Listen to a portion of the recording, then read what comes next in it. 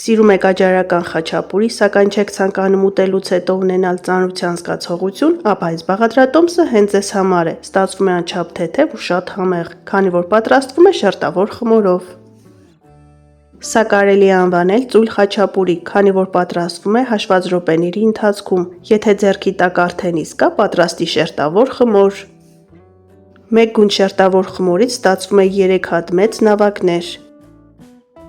Կարող եք թխել ավելի փոքր խաչապուրիներ, նայեք ձեր հարմարությանը։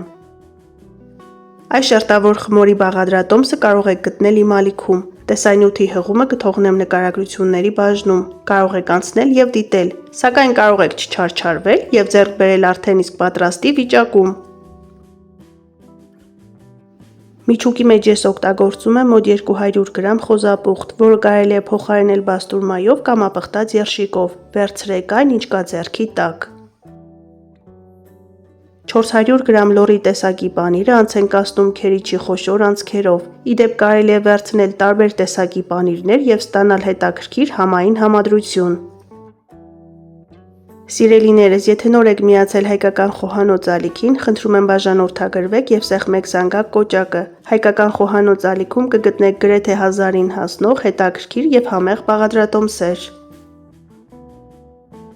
Պանիրը և խոզապուխտը լցնում ենք ափսեի մեջ և մի լավ խառնում ենք։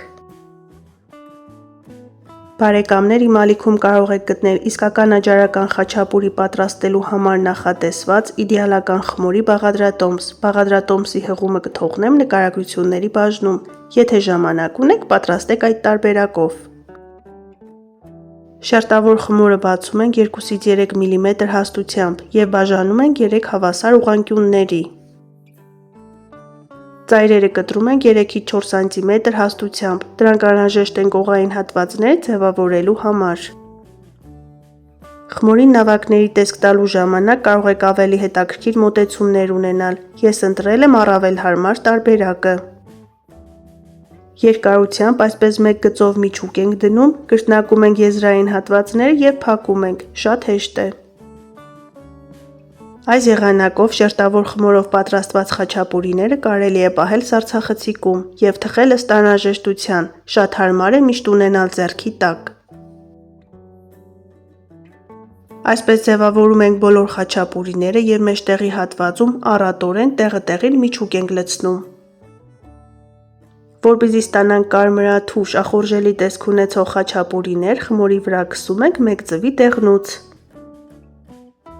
Ջեռոցը նախապես տաքացնում ենք, թխում ենք 17-ից 20 րոպե, մինչև համաչափ գեղեցիկ կարմրեն։ Ջեռոցի ջերմաստիճանը պետք է լինի 200 աստիճան։ Կարմրելուց հետո խաչապուրիները հանում ենք, մեջտեղի հատվածում փոսիկ ենք անում, կոտրում ենք 1 ծուտ, դնում ենք ջեռոցը, թողնում ենք 1-1.5 րոպե, այնուհետև մատուցում ենք։ Սպիտակուցը պետք է իդեալական եփված լինի, իսկ դեղնուցը ոչ։